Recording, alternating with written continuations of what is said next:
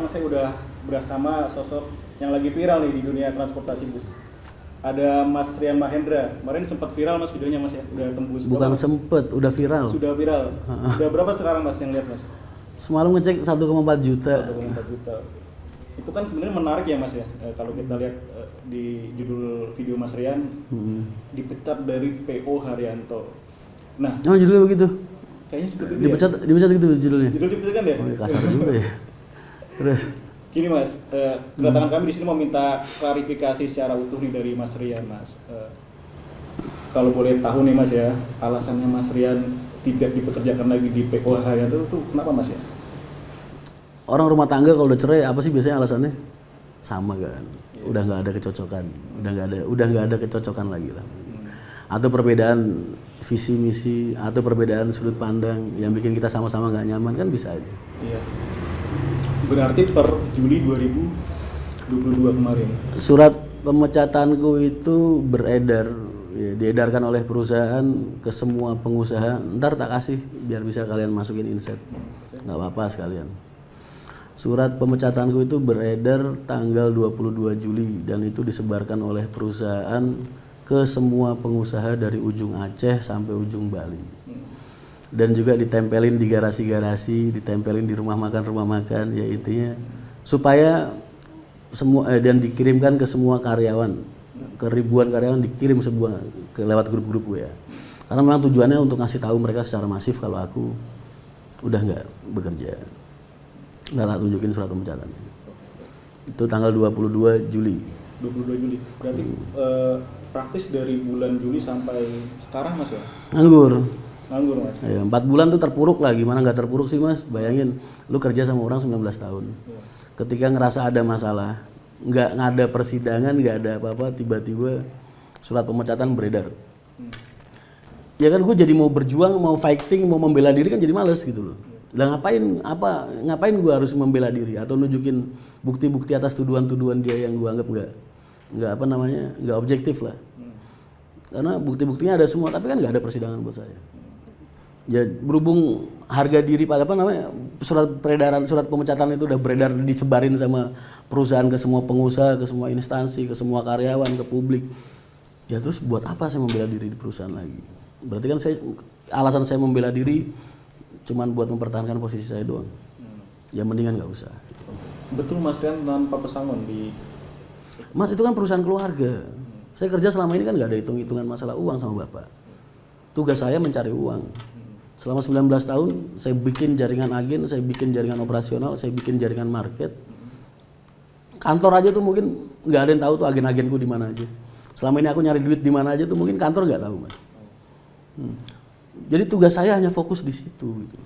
Saya sama bapak ya nama ikatan kerja saya kan ikatan bakti. Bener bapak selalu bilang, oh ya perusahaan itu harus profesional, karyawan-karyawan, perusahaan-perusahaan, keluarga-keluarga. Kata-kata itu saya pegang Mas. Tapi saya nggak pernah ada hitung-hitungan uang sama bapak. Karena saya sadar walaupun itu perusahaan, buat saya itu orang tua Mas. Jadi saya kerja sama bapak ikatannya bakti. Kalau saya niat nyari duit, kalian nggak akan nemuin saya di rumah kontrakan. Mungkin saya udah punya rumah sendiri di mana. Yang kalian lihat di depan itu bukan motor Mas, mobil minimal. Karena memang saya nggak ada ikatan, nggak ada apa ya. Itulah mungkin bodohnya saya. Saya selama ini nggak ada tendensi uang selama bekerja. Makanya saya cuma fokus nyari uang buat perusahaan, mensejahterakan rekan-rekan kerja saya. Dan bodohnya saya lupa untuk memikirkan diri saya sendiri. Tapi ya buat apa saya ngeributin pesangon, buat apa saya ngeributin gaji, buat apa saya ngeributin uang di perusahaan ke saya. Sedangkan anak-anak saya, keluarga saya, adik-adik saya semua hidup dari Pak Haji. Buat saya kan itu udah lebih dari cukup sih Mas. Jadi sekarang harta Mas Rian, kendaraan yang ada apa nih Mas? Tinggal apa? Saya cuma punya NMAX Mas, itu saya kredit sendiri itu dulu. Mobil itu nggak ada? Nggak ada, nggak punya. Inventaris semua. Ntar surat penarikan inventarisnya juga bisa di ini. Mas Rian kan menarik nih ya, Mas Rian udah 19 tahun ya di PO Haryanto ya. Berarti kerja dari berapa nih Mas? 19 tahun. 19 tahun.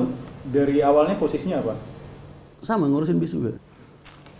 Mas kalau saya dengar kan selain Mas punya peran nih dalam merintis rute-rute baru, Mas juga punya peran untuk desain livery PO Haryanto ya. 90% yang ada di HR dipakai itu saya yang gambar sendiri. Itu boleh diceritakan Mas dari awal seperti apa? Apanya tuh? Kalau Bapak kan dulu pengen, karena dulu Bapak gini, Bapak dulu pas waktu bikin AC waktu bikin ekonomi non AC. Ya. Itu kan karena memang dulu dia ngefansnya, beliau itu ngefansnya sama Nusantara. Makanya gambarnya mirip tuh, yang gambar kelapa putih dulu. Ada fotonya, ntar mau tak kirimin juga. Nah, tapi setelah era-era itu aku mulai, karena aku nih dulu waktu sekolah pernah punya ini Mas, cita-cita jadi arsitek sama jadi insinyur. Jadi akhirnya aku seneng gambar kebenaran. Jadi aku masih ingat banget dulu di kertas buku tulis tuh yang ada garis-garisnya, buku tulis kertas. Ya biasa buku anak sekolah itulah, kan ada garis-garis itu. Aku ngegambar livery bis pakai ini. Suatu saat Bapak nyuruh aku ke Adi Putro sama ke Morodadi pada saat itu. Terus wes livery ini gambarnya sak senengmu. Akhirnya aku mulai gambar desain sendiri dari situ, sejak saat itu. Desainnya jadi kayak yang dulu modal dulu biru Mas. Di biru cuman ada selendang doang gitu. Bisnya warna dasarnya biru, terus ada selendangnya warnanya. Untuk gambar wayang dari mulai kapan Mas? Gambar wayang itu mulai kapan ya, Bay? Lagi baru aja lah, 4 tahunan lah mungkin ya. Yes. Aku pas buka Wonogiri itu kayaknya baru mulai ada ide-ide wayang. Itu Mas Riana sendiri yang aku sendiri yang gambar. Sampai akhirnya jadi ciri khas dari PO Haryanto ya. Nah ini Mas dengan Mas Rian sudah tidak ada di PO Haryanto, gimana Mas dengan mungkin idenya Mas Rian yang diterapkan di PO Haryanto, saya livery gitu? Ya kalau mau dipakai silahkan. Cuman kalau mau diakui ya jangan. Paham nggak maksudnya? Ya suatu saat mungkin saya bikin toko roti, ntar saya pakai gambar wayang itu, ya tolong jangan diakuin kalau itu punya dia gitu. Ya suatu saat mikir saya bikin usaha kacang goreng gitu, terus ntar model plastiknya saya stempel gambar wayang gitu misalnya. Misal contoh, ya tolong jangan diakuin. Tapi kalau hasil karya saya selama saya di sana silahkan dipakai silahkan. Udah didaftarkan ke HAKI Mas? Oh sudah, alhamdulillah. Nah ini mungkin juga banyak ditanyakan Mas oleh penggemar Mas Rian ya. Siap. Rencana Mas Rian setelah tidak di PO Haryanto kemana Mas? Mas saya kan udah setelah pasca pengeluaran tadi, pemecatan tadi kan dari bulan Juli, berarti Agustus, September, Oktober, November ya. 4 bulan. 4 bulan terus habis itu saya pulang yes, buat minta maaf sama Pak Haji segala macam bla bla bla. Terus ya berusaha berusaha memperbaiki hubungan lah sama keluarga. Paling enggak itu. Karena pada saat itu juga saya punya kesulitan yang hanya beliau yang bisa menyelesaikan. Dengan harapan itu bisa memperbaiki hubungan. Ada juga nih Mas yang berspekulasi Mas Rian mau ditarik ke salah satu PO nih yang sedang berkembang di daerah Jepara Mas. Itu bener nggak Mas? Mas itu gara-gara isu itu, tahu nggak? Wah itu bosnya dapat teror Mas dari orang. Diajak perang segala macam. Kadang kalian nggak sadar kalau yang terlontar dari mulut kalian itu efeknya akan buruk buat orang lain. Karena saya bilang saya memilih diam itu karena saya tetap menjaga bakti saya sama orang tua dan menjaga marwah keluarga dan menjaga aib banyak orang, termasuk aib saya sendiri. Ya. Nggak mungkin lah ada orang yang mau ngerasa sok suci, ngerasa paling bener. Enggak, saya juga punya kesalahan. Saya punya kesalahan, sama, semua orang punya kesalahan. Jadi kalau kesalahan itu ditutup rapat sama Allah, kok kita manusia sombong banget malah dibuka-buka. Itu salah satu dosa yang nggak bisa dimaafkan sama Allah itu. Dosa yang sudah ditutupi oleh Allah, aib yang sudah ditutupi oleh Allah, kok malah sengaja kamu yang ngebuka buat orang lain. Dosa-dosa dari sikap yang kayak gini ini Mas, ini sama Allah nggak mau ngampunin. Udah ditutup sendiri sama Allah, kok kamu buka? Tuh. Jadi itu janganlah, saya mendingan diam. Tapi tadi itu kan statement-statement narasi-narasi kayak gitu keluar setelah video klarifikasi saya. Tapi kalau saya nggak bikin video klarifikasi, saya nggak akan bisa membuka lembaran hidup baru. Karena setiap perusahaan yang saya ketuk pintunya, pasti nggak akan percaya Mas. Kalau saya udah bener-bener keluar, ya kan. Sedangkan saya juga punya tanggung jawab sebagai kepala rumah tangga. Jadi itu anggaplah video itu sebagai langkah awal saya untuk memasuki langit baru dengan suasana yang baru. Tapi karena tangan saya ini memang ditempa dari kecil dengan besi dan hidup di tengah-tengah besi Saya nggak mungkin mas mau kerja yang empuk-empuk kayak jualan roti, kan nggak mungkin. Iya. Hancur no roti, karena nggak satu, bukan bidang saya, bukan fak saya, dan saya nggak punya pengetahuan di situ. Jadi sebisa mungkin saya akan berusaha kerja ya di industri yang berhubungan dengan transportasi juga. Entah jadi ya tukang bersih-bersih garasi, apa jaga satpam di garasi PO mana gitu kan, itu kan masih hubungannya masih sama bersih-bersih juga gitu. Itu malah lebih menjiwai buat saya. Apalagi jadi debt collector yang buat nagih utang ke pengusaha-pengusaha bis misalnya. Kan lebih enak lagi, ya kan? Nah, ini rencana tahun ini gimana nih Mas? Kan banyak banget dinanti sama Haryanto Mania sama penggemar Mas Rian juga. Kejutan saya? Iya. Ya itu kejutan saya. Saya meninggalkan zona nyaman saya. Bayangin, gimana nggak bilang itu zona nyaman? Saya ada di puncak karir saya. Dalam artian puncak karir saya, nggak dari segi finansial ya. Dari segi status sosial lah. Saya mimpin sebuah perusahaan yang selama 19 tahun sepak terjang saya tidak pernah gagal di lapangan. Bayangin, itu prestasi mas. Ya. Saya ikut beliau dari bis 5 unit sampai bisnya sekarang udah, terakhir aku mimpin 200-an lebih. Yang di divisiku, Patas sama sama Akap. Pariwisata beda cerita. Terus di posisi puncak market. Ya. Terus di posisi satu-satunya perusahaan yang hidup dari banyak area, nggak cuma di kandangnya aja. Perusahaan biasanya cuma berani kandang aja, keluar dari kandang gagal, atau nggak berkembang, atau buat punya-punyaan aja. HR ini nggak mas, berkembang di luar kandang, nggak cuma jago kandang. Berarti kan ini udah prestasi. Dan kredibilitas itu masih terjaga dengan baik, sampai detik saya keluar pun masih terjaga dengan baik. Jadi itu kan zona nyaman mas. Saya rela loh meninggalkan itu semua dan memilih untuk membuka lembaran hidup baru. Ya buat saya ini kan jadi progres gitu loh, project. Makanya saya anggap kalian tunggu kejutan saya di 2023 itu dalam artian itu. Saya berhasil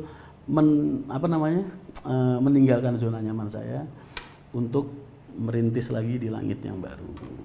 Jadi projectnya itu, yang saya maksud itu malah orang berasumsi kan, wah Mas Rian mau bikin PO sendiri, mau bikin apa? Ya doain aja. Kamu kalau modalnya dari mana kan gitu. Kalau miniatur aja harganya 2 juta. Yang bis beneran harganya berapa? Tapi ya kan, jangan bernarasi kayak gitulah. Mungkin Mas yang juga penting nih Mas ya. Apakah di masa depan Mas Rian ada peluang untuk memperbaiki hubungan dengan Pak Haji dan kembali ke garasi PO Haryanto Mas? Hubungan keluarga itu ikatan yang dibuat oleh Allah Mas. Manusia saat ini yang berusaha merusak hubungan saya dengan beliau, saya anggap itu cuma ujian aja dari Allah. Jadi sifatnya nggak akan selamanya. Karena namanya darah itu pasti lebih kental daripada air.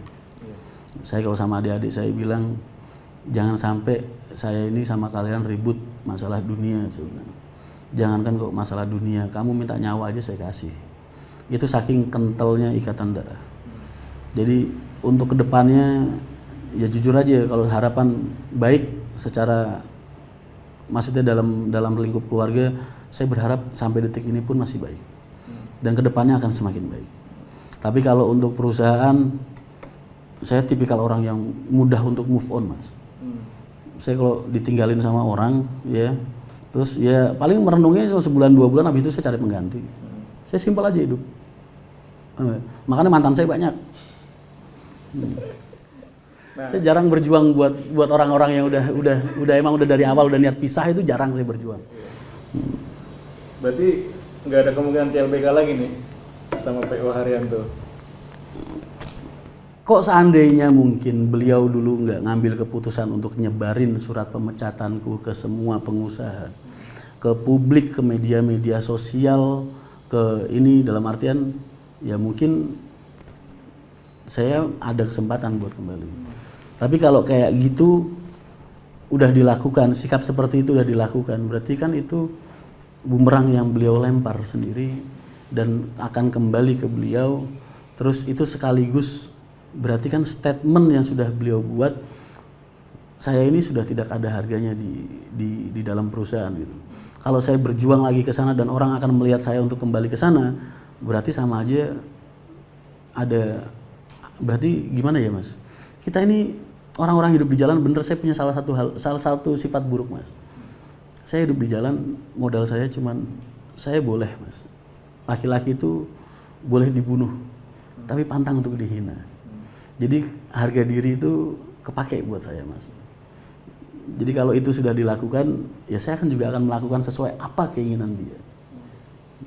Jadi statement itu keluar, saya nggak akan kembali, itu karena memang itu yang diinginkan sama beliau. Jadi buat saya nggak akan berjuang, kalau saya disuruh fighting, disuruh berjuang untuk keselamatan perusahaan, disuruh berjuang untuk karyawan-karyawan saya di jalan, disuruh berjuang untuk pekerjaan saya all out, Mas. Nyawa saya aja saya taruhkan di depan. Tapi kalau suruh berjuang demi tahta, demi harta, maaf, saya nggak kayak gitu. Jadi mendingan, ya sudahlah, kalian mau bikin narasi seperti apapun, monggo silakan. Kalian tenang aja, saya nggak akan berusaha merebut lagi atau memperebutkan atau memperjuangkan posisi saya.